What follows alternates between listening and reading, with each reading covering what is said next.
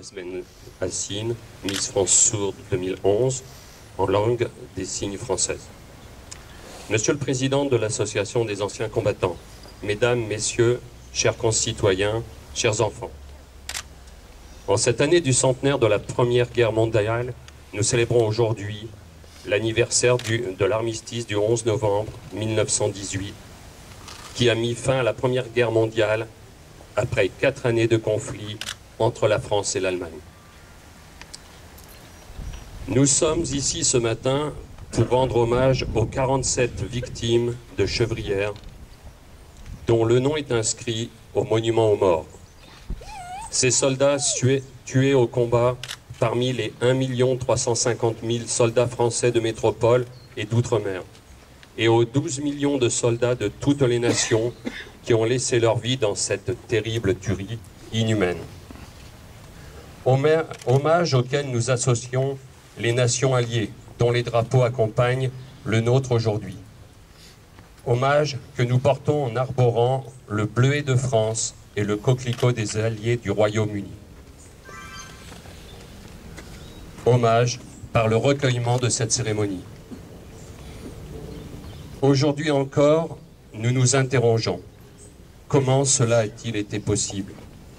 Autant de tués pendant tout ce temps.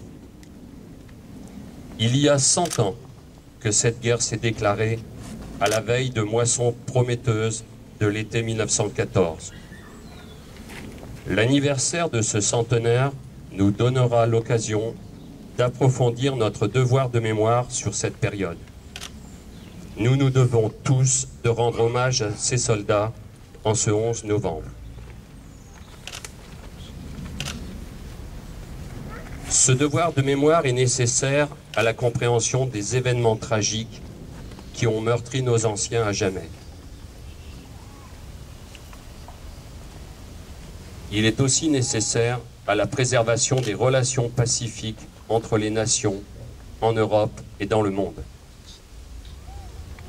Il est surtout indispensable à la formation et à l'éducation de nos jeunes et aussi parfois de nos moins jeunes.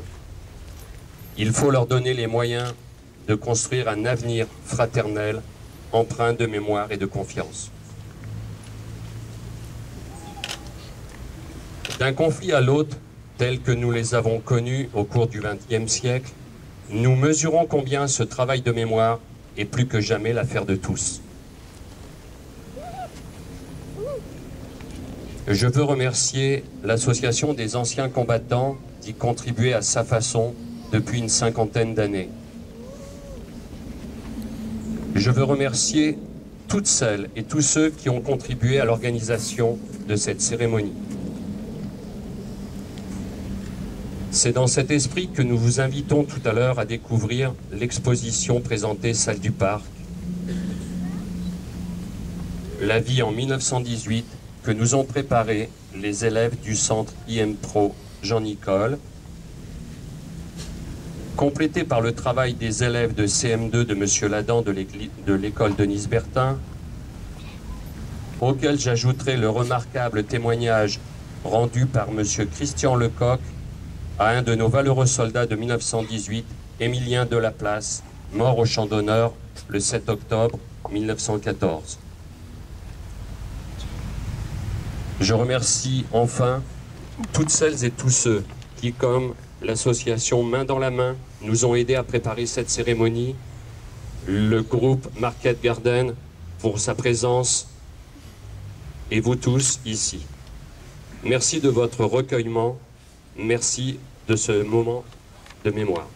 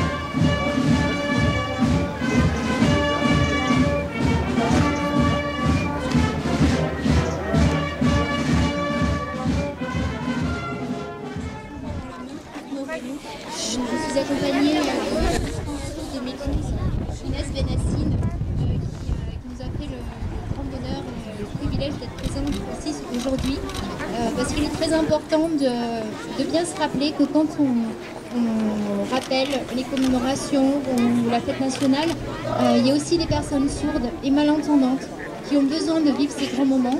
Et donc Inès fait un travail extraordinaire en traduisant tout simultanément alors qu'elle est elle-même malentendante. C'est quand même un grand exploit, donc je tiens à lui dire un grand bravo. Merci Inès. Et merci à tous pour votre accueil tout à l'heure.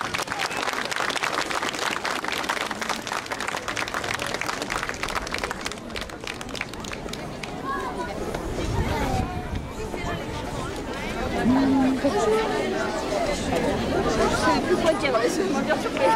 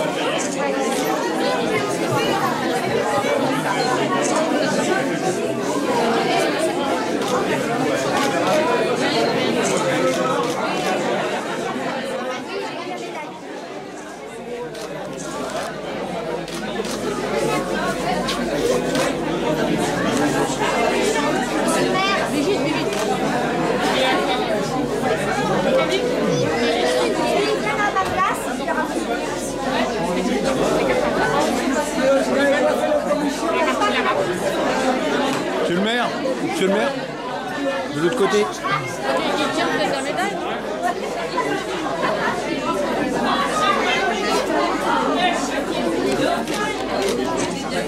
Merci.